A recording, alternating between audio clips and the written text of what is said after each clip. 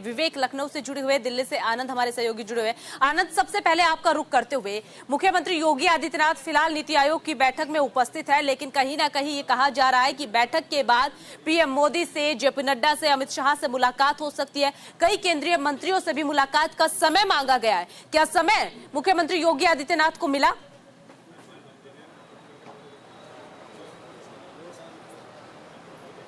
देखिए आंचल, अगर सीएम योगी की अगर बात की जाए तो नीति आयोग की बैठक में इस वक्त वो हैं और थोड़ी देर बाद जब वो वहां से निकलेंगे वो सीधे बीजेपी मुख्यालय आएंगे, जहां उनकी बैठक में तमाम बाकी राज्यों के मुख्यमंत्री भी शिरकत करेंगे। और इस बैठक की अगर बात की जाए बहुत महत्वपूर्ण है उत्तर प्रदेश समेत तमाम बीजेपी शासित राज्यों के लिए।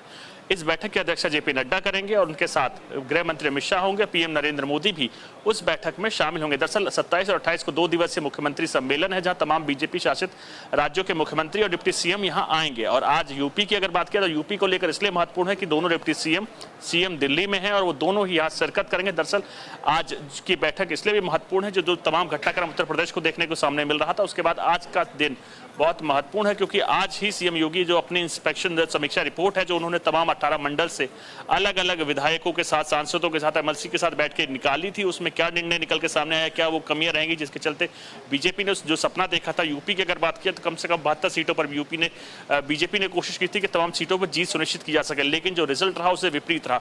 उसको लेकर कई दौरों को समीक्षा बैठक की गई। एक बार प्रदेश अध्यक्ष भूपेंद्र चौधरी ने खुद एक 15 पन्नों की रिपोर्ट पहले ही जेपी नड्डा जो कि बीजेपी के राष्ट्रीय अध्यक्ष हैं उनको सौंप दी थी और उसके साथ अब सीएम योगी आदित्यनाथ पहुंचेंगे तो वो अपनी समीक्षा रिपोर्ट लेकर आएंगे, वो भी अपनी रिपोर्ट रखेंगे और उसके साथ साथ समीक्षा के साथ उपचुनाव को लेकर बातें होंगी, उत्तर प्रदेश की सियासत को लेकर बातें होंगी। आपने देखा होगा हालिया घटनाक्रम में कहीं ना कहीं ये चीजें सामने निकल कर आनी थी कि सीएम और दोनों डिप्टी सीएम में नहीं बन रही, उसको लेकर पहले भी सीएम कहीं ना कहीं शिकायत डिप्टी सीएम की कर चुके हैं, डिप्टी सीएम लगातार सीएम की शिकायत कर रहे, तो उसको लेकर भी लगातार पार्टी कहीं ना कहीं कोशिश करेगी कि आज उस तमाम कयासों को बंद किया जा सके और बैठक में तमाम नेताओं को, तीनों बड़े नेताओं को समझाया जा सके और किसी प्रकार के सार्वजनिक बयान देने से रोका जा सके, क्योंकि आप तमाम हालिया घटनाक्रम देखें तो कहीं ना कहीं उत्तर प्रदेश को लेकर लगातार हमारे साथ सियासत बने हुए विवेक से भी ये जानना चाहेंगे। विवेक, जब समीक्षा रिपोर्ट का जिक्र हम करते हैं या फिर जब हमने लोकसभा चुनाव में भी जो प्रदर्शन बीजेपी का देखा था, 80 में से 37 सीटें तो गंवा चुकी है बीजेपी, लेकिन क्या हम इस मुलाकात के बाद से ये भी संभावना जाहिर कर सकते हैं कि क्या संगठन में भी उत्तर प्रदेश पे खास तौर पर क्या कुछ बदलाव की उम्मीद हम कर सकते हैं? देखिए ये बहुत बड़ा विषय है और ये हमको लगता है कि कुछ 1 महीने के अंदर ये चीजें सॉल्व हो जाएंगी। अभी जो समीक्षा बैठक की बात, रिपोर्ट की बात की जा रही है, एक रिपोर्ट गई है प्रदेश अध्यक्ष की तरफ से, केशव प्रसाद मौर्य और ब्रजेश पाठक अपना अपना फीडबैक आला कमान को दे चुके हैं। आज मुख्यमंत्री 18 मंडलों की समीक्षा रिपोर्ट लेकर के गए हैं, तो कितनी जगह पर समीक्षा हो रही है इससे आप अंदाजा लगा सकती हैं कि उत्तर प्रदेश को लेकर के बीजेपी बहुत चिंतित है। अब बीजेपी के सामने प्रश्न इस बात का है कि क्या बीजेपी इसी टीम को लेकर के आगे कंटिन्यू करेगी 2027 तक या इसमें कोई फेरबदल होगा।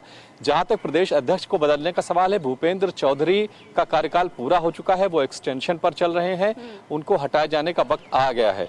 अब या तो उनको कंटिन्यू किया जाएगा या फिर उनको हटा के कोई नया प्रदेश अध्यक्ष लाया जाएगा, ये भारतीय जनता पार्टी को तय करना है।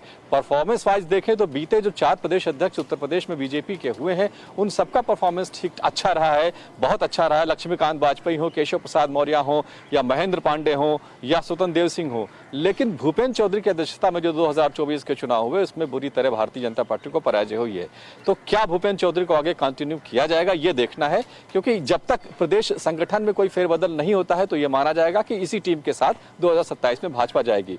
तो जो समीक्षा हो रही है वो इसकी समीक्षा तो हो रही है कि सीटों पर हार क्यों ही, कौन कौन से कारण थे, लेकिन जो संगठन है क्या उसमें किसी तरह का फेरबदल किया जाना चाहिए, इस बात को भी रिव्यू किया जा रहा है।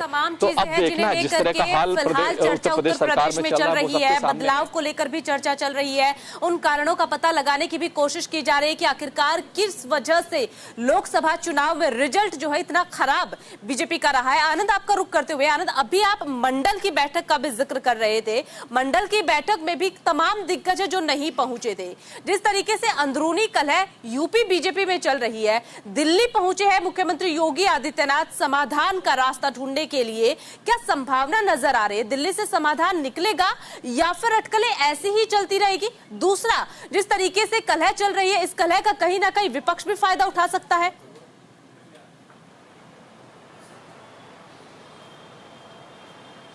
देखिए आंचल, अगर बात की जाए दिल्ली की, देश की राजधानी के साथ वो पावर सेंटर है जहां से पूरा देश कहीं ना कहीं चलाया जाता है। अगर उस समस्या का समाधान कहीं से निकलेगा तो वो दिल्ली ही है, क्योंकि दिल्ली में ही बीजेपी के तमाम आला कमान बैठता है। प्रदेश अध्यक्ष से लेकर तमाम बड़े लोग खुद दिल्ली में राष्ट्रीय अध्यक्ष से मिलने आते हैं, सीएम खुद राष्ट्रीय अध्यक्ष से मिलने आते हैं, प्रधानमंत्री यहाँ है, गृह मंत्री यहाँ है, तो तमाम बड़े नेता दिल्ली में बैठते हैं। तो जो समाधान होगा वो दिल्ली से निकला जाएगा। यही कारण है कि जैसे कि हमारे विवेक तिवारी जी बता रहे थे कि तमाम इंस्पेक्शन की जो समीक्षा रिपोर्ट है वो दिल्ली तलब कर ली गई है। तमाम नेताओं को दिल्ली बुलाया गया, कोशिश की जा रही है तमाम नेताओं में समन्वय स्थापित किया जा सके, क्योंकि जो 18 मंडलों की तमाम बैठकें हुई उसमें आपको याद होगा उत्तर प्रदेश में 75 जिले हैं, जिसमें से 25 CM, 25 deputy CM Keshav Prasad Maurya, 25 deputy CM Brajesh Pathak को दिए गए थे। उन तमाम जिलों की जिम्मेदारी इन तमाम नेताओं पे थी। लेकिन जब समीक्षा बैठक हो रही थी, सीएम खुद 18 मंडलों की समीक्षा बैठक लिए थे, उसमें तमाम नेताओं को नहीं बुलाया गया था। उसके बाद से कहीं ना कहीं नेताओं में भी नाराजगी थी। सीएम पहले ही इन दोनों डिप्टी सीएम के रवैये को लेकर आगे आलाकमान से शिकायत कर चुके हैं और डिप्टी सीएम लगातार सीएम को लेकर शिकायत कर रहे हैं। और आपने देखा था जो बयान, जिसके बयान के बाद जो तमाम चीजें कहीं ना कहीं ढकी थी वो अब खुलकर सामने आ चुकी है। वो बयान था कि पार्टी सरकार से बड़ी होती है, जिसके बाद कहीं ना कहीं उसका तमाम हिंट सत्ता के पक्ष में भी तमाम आलाकमान को चला गया था और विपक्ष ने भी उसके बाद से कहीं ना कहीं उत्तर प्रदेश को लेकर हमले शुरू कर दिए थे।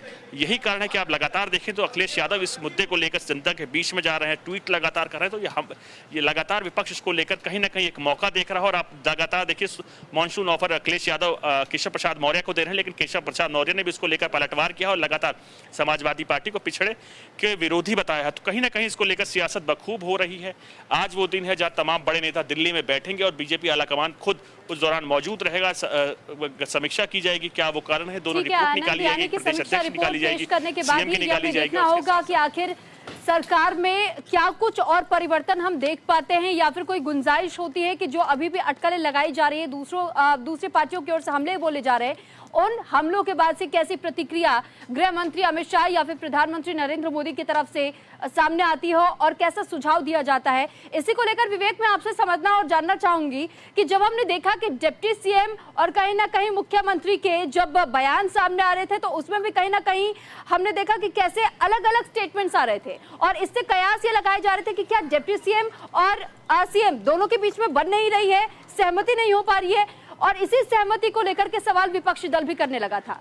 तो क्या ये भी हम समझ सकते हैं कि आज की इस मुलाकात में नसीहत दी जा सकती है या समझाइश की जा सकती है कि आपको एक साथ ताल में ताल मिलाकर चलना पड़ेगा, नहीं तो ये संकेत जनता के सामने भी सही तरीके से नहीं प्रस्तुत हो रहे हैं। देखिए, जो बात जनता तक पहुंचनी थी वो पहुंच गई है। बीजेपी में अंदर खाने क्लैश चल रहा है मुख्यमंत्री को लेकर के। दोनों डिप्टी सीएम एक तरफ खड़े हुए हैं, एक खेमा मुख्यमंत्री का है और दोनों एक दूसरे पर प्रेशर डालने की कोशिश कर रहे हैं।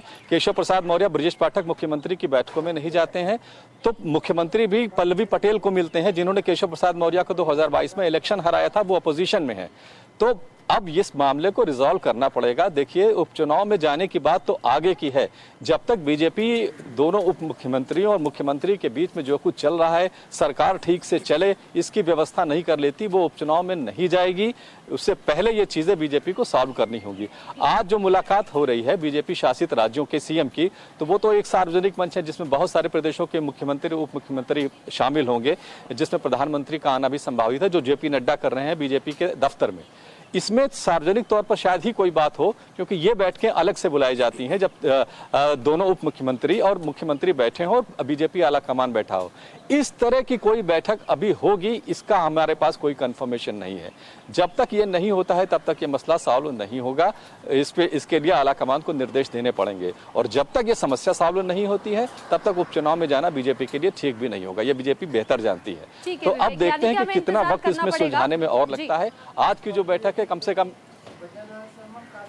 चलिए ठीक है विवेक और आनंद, आप दोनों का बहुत बहुत शुक्रिया तमाम जानकारी साझा करने के लिए। तो उत्तर प्रदेश में फिलहाल सियासी भूचाल है, काफी ज्यादा